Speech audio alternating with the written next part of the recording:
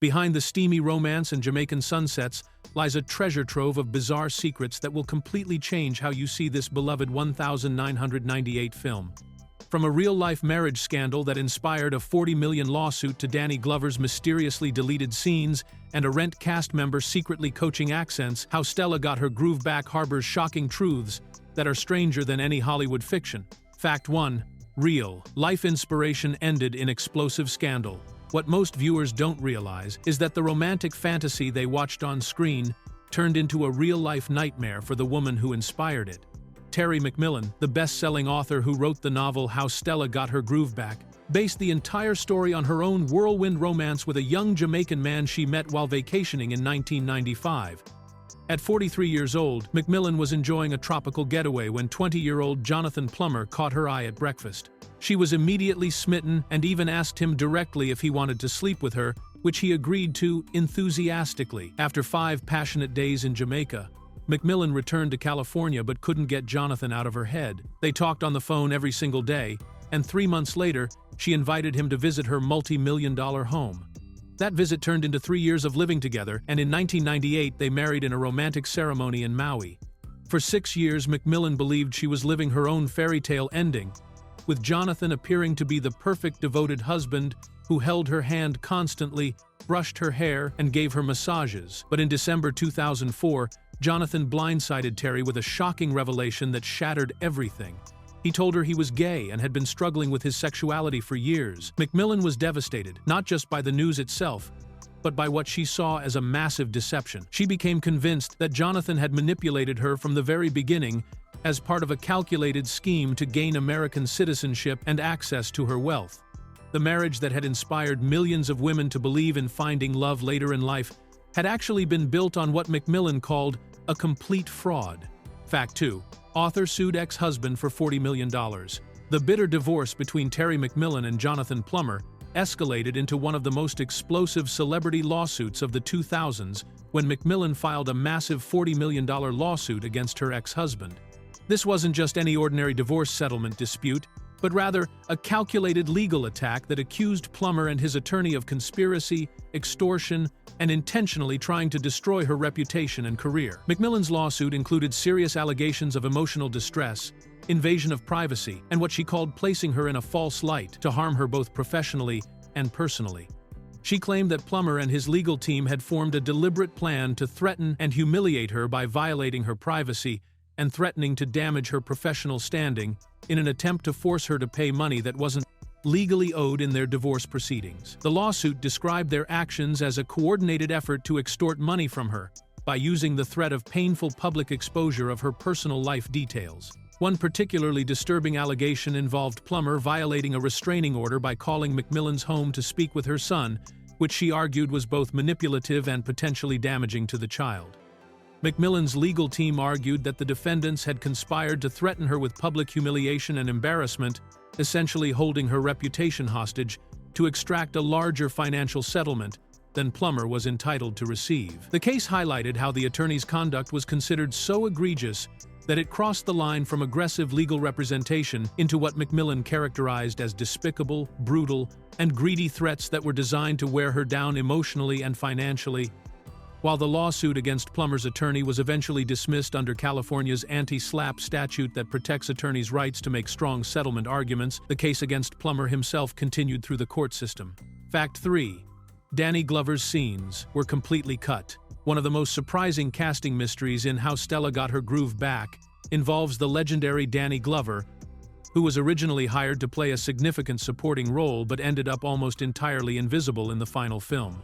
Glover was cast as an older gentleman who was supposed to persistently hit on Angela Bassett's character Stella during her stay at the Jamaican resort, creating an awkward contrast to her budding romance with the much younger Winston. The filmmakers had Glover undergo extensive old-age makeup to transform his appearance for the role, and he filmed multiple scenes where his character would approach Stella with romantic intentions, including moments where he would try to give her flowers and make uncomfortable advances. However, during the editing process, the director and producers made the decision to completely remove all of Danny Glover's dialogue, scenes, and character interactions from the movie, essentially cutting his entire performance out of the story. Despite this major editing choice, eagle-eyed viewers can still catch a brief glimpse of Glover's work if they know exactly where to look. In one particular pool scene where Stella is submerged in the water talking to Winston, who is standing poolside, she points out an older man who has been bothering her during her vacation stay. If you watch carefully during this moment, you can spot Danny Glover in a quick long shot, still wearing his old age makeup and holding a flower that he was supposed to give to Stella in one of his deleted scenes. This makes Glover's appearance one of the most unusual cameos in movie history, since he's technically in the film but has no lines, no character development, and no real interaction with the main story. His presence serves only as a brief visual reference to what was once a much larger role that audiences will never get to see. Fact 4. Taye Diggs got accent coaching from Rent castmate.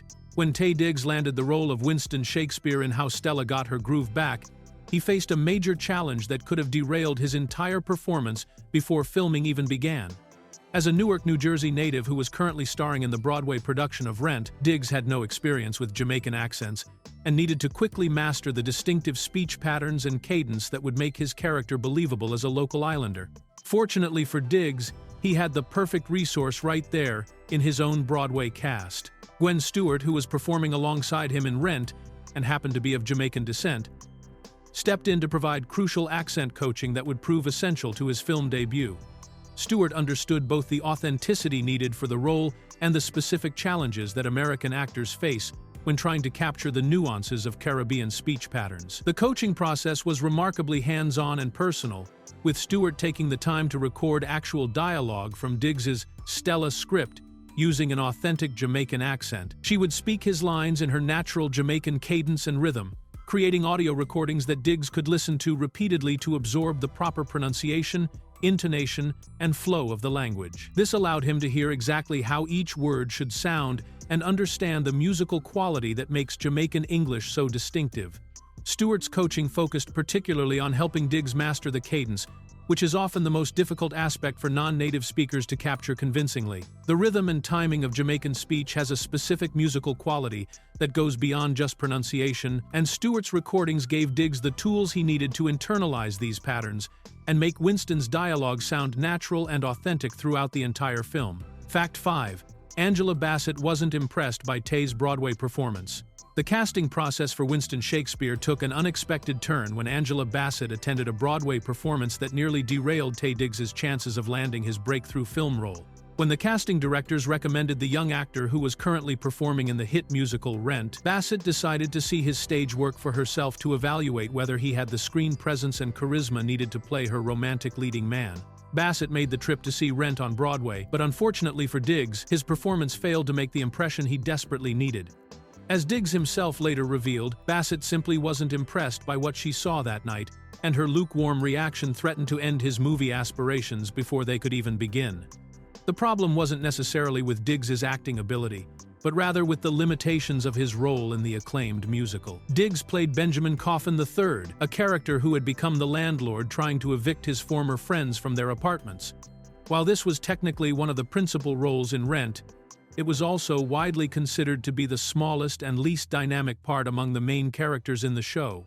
Diggs later acknowledged this challenge, explaining that when people came to see the celebrated musical, they were usually told to come see these kids in Rent, but his character had significantly less stage time and fewer memorable moments compared to the other leads like Roger, Mimi, or Angel. The role of Benny was often seen as the least sympathetic and exciting character in the ensemble, which made it difficult for Diggs to showcase the charm, warmth, and romantic appeal that would be essential for playing Winston. Fortunately for Diggs, the casting team eventually looked beyond this single Broadway performance and discovered his work on the soap opera Guiding Light, where they found the sexiness and screen presence that Bassett needed to see. Fact 6.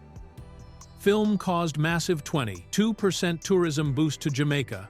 How Stella Got Her Groove Back became one of the most effective tourism advertisements in movie history, generating an unprecedented surge in travel to Jamaica that exceeded all expectations and transformed the island's visitor demographics. Within just 1 month after the film's release in August 1998, the Los Angeles Times reported that Jamaica experienced a remarkable 22% jump in visitors specifically from the northeastern part of the United States alone, representing thousands of additional tourists who were directly inspired by what they saw on screen. The Jamaica Tourist Board quickly recognized the movie's incredible marketing power and capitalized on this opportunity by hosting special screenings for American travel agents, encouraging them to promote Jamaica as the perfect destination for romance-seeking travelers. Resort representatives across the island began noticing a distinct pattern in their new guests, with many establishments reporting groups of single women arriving together who clearly fit the demographic that Terry McMillan had written about in her novel. A representative from the Jamaica Grand Resort in Ocho Rios observed this phenomenon firsthand, noting that they were seeing an influx of visitors who looked exactly like the type of women McMillan had portrayed in her story.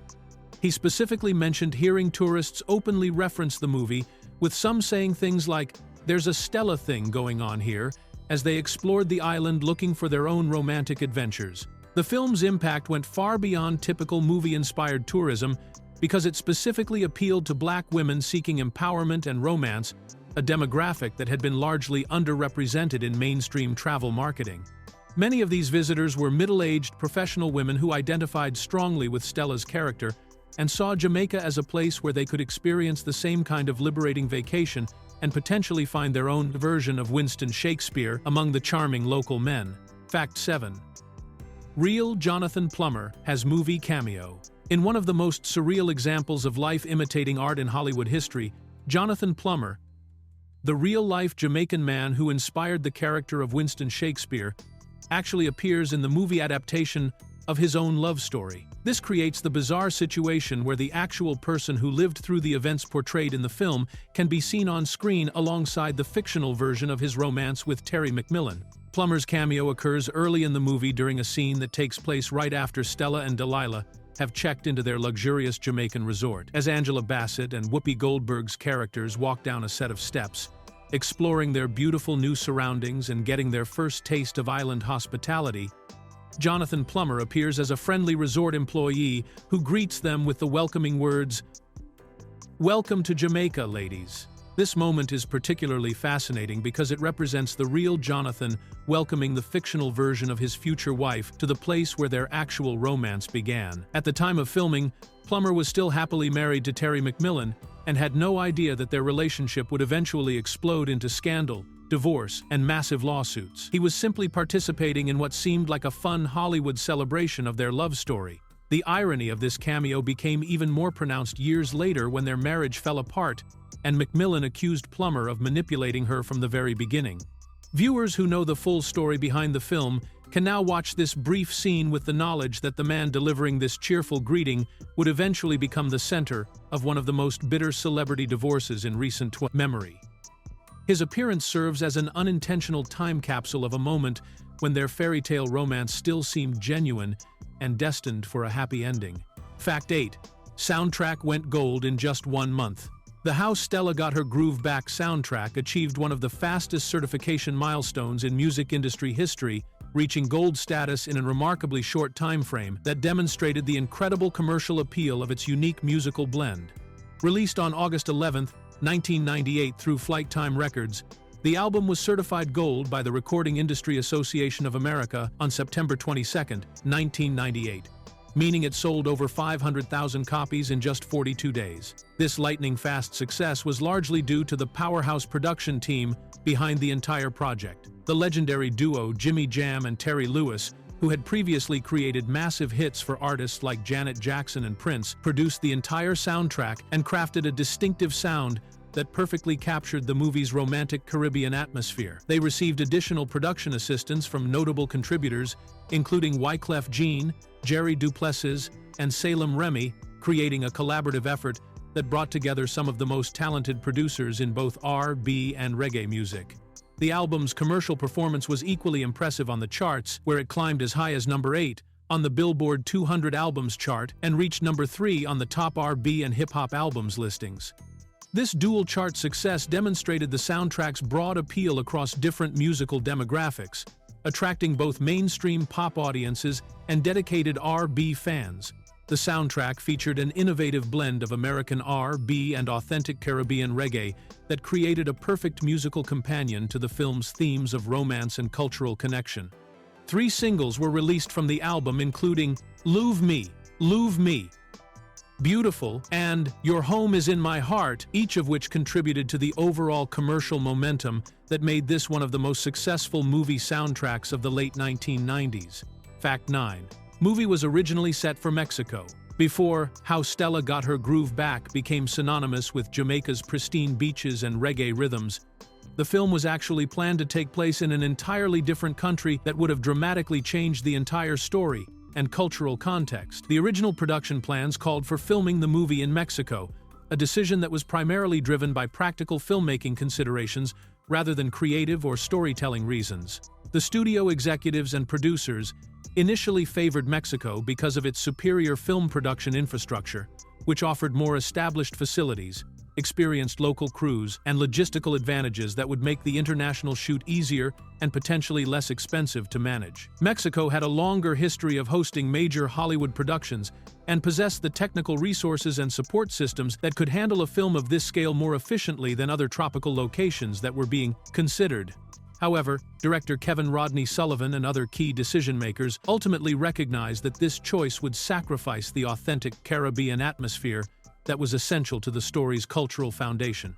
The narrative specifically required a genuine island setting that could believably represent the kind of place where Terry McMillan had experienced her real-life romance, and Mexico's coastal regions simply couldn't provide the same authentic Caribbean cultural elements that were crucial to the film's identity. Sullivan had to engage in significant negotiations with the studio to convince them to abandon the Mexico location in favor of Jamaica, despite the additional challenges this would create for the production team. The director argued that filming in Jamaica was essential for capturing the genuine island culture, music, and social dynamics that made the story meaningful, even though it meant dealing with less developed film infrastructure and more complex international production logistics that would ultimately make the filming process more difficult and expensive. Fact 10. Taye Diggs had to sing to Angela Daly.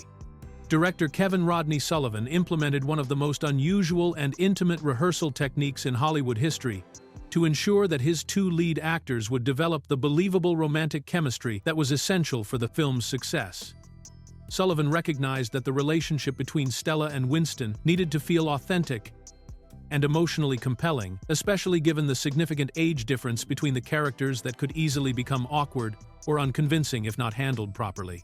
To build this crucial connection, Sullivan gave Taye Diggs a very specific and somewhat embarrassing assignment that required him to step outside his comfort zone every single day during the rehearsal process.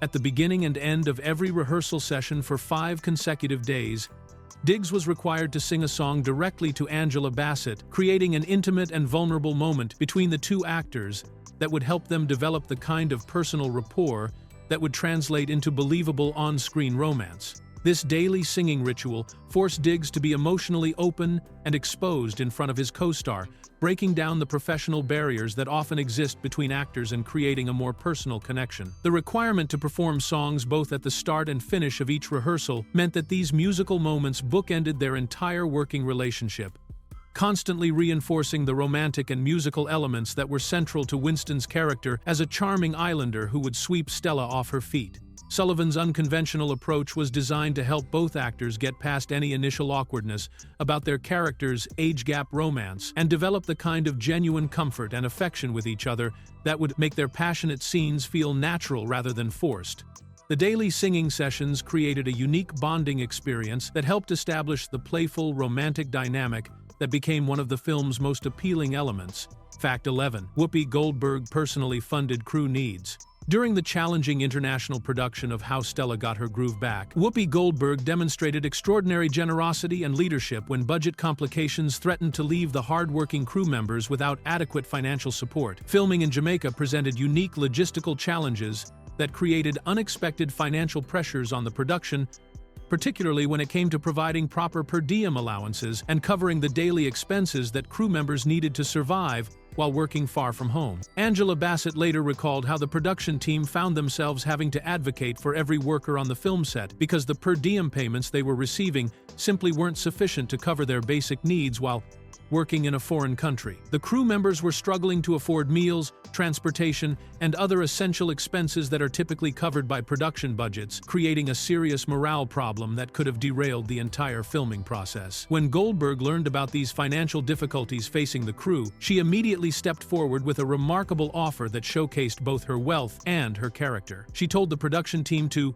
give the people what they need, and made it clear that if the studio couldn't or wouldn't provide adequate financial support for the crew members, she would personally subsidize their expenses out of her own pocket to ensure that everyone was properly taken care of. This wasn't just an empty gesture or publicity stunt, but rather a genuine commitment from Goldberg to use her own resources to support the working people who were making the film possible.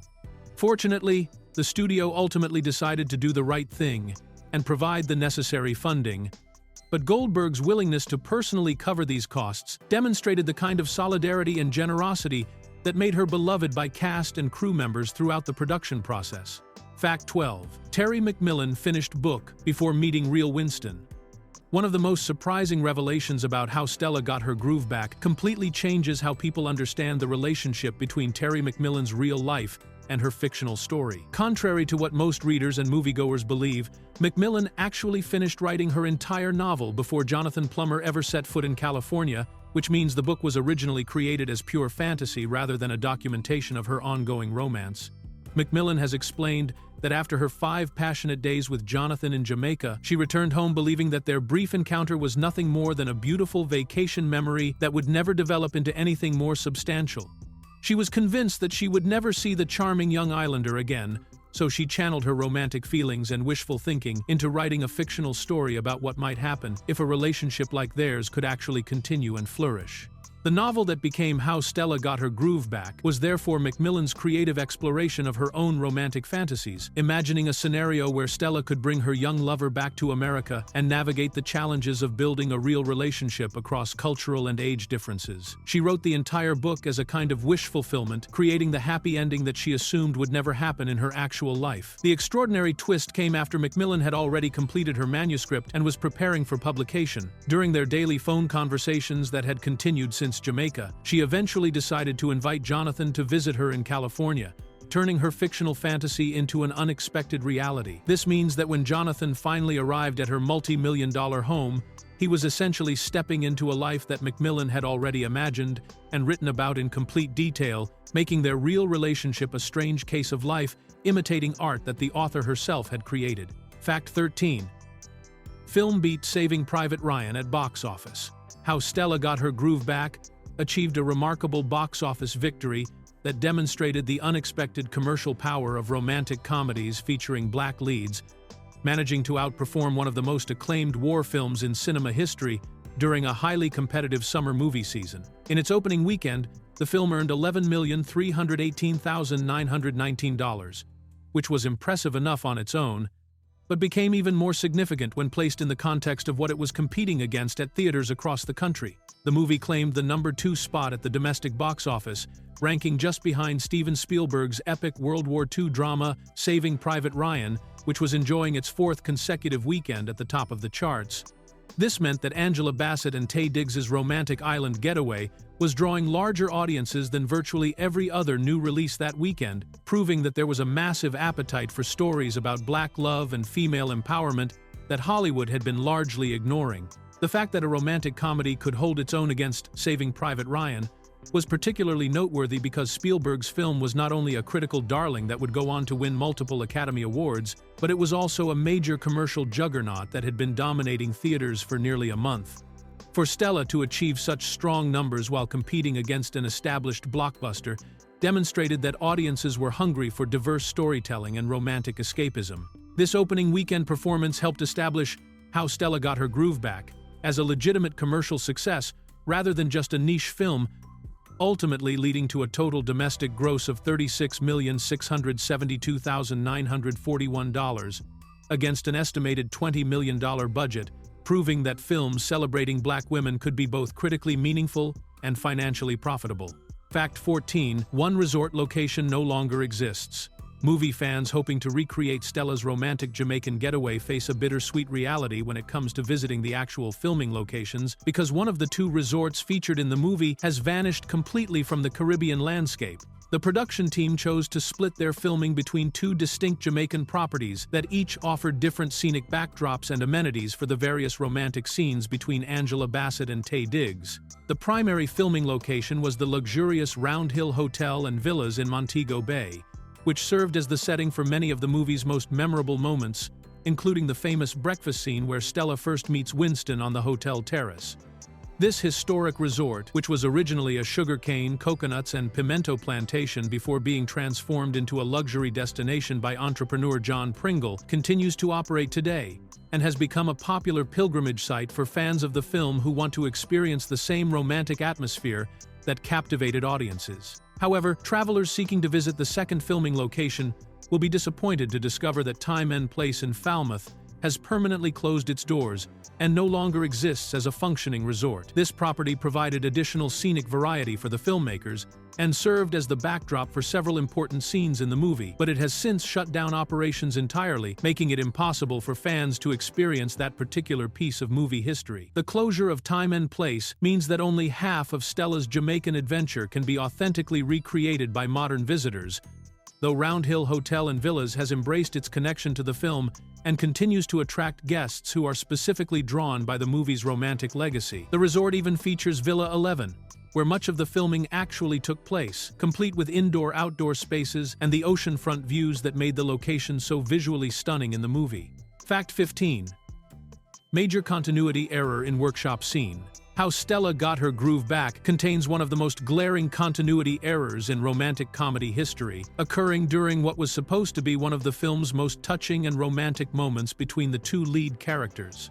The mistake happens during the scene where Winston surprises Stella by showing her the special furniture workshop he has created for her, demonstrating his thoughtfulness and his understanding of her passion for carpentry and building things with her hands. The scene begins with Winston leading Stella to the workshop area during what is clearly established as nighttime, with the surrounding environment completely dark and no natural light visible anywhere in the background or atmosphere.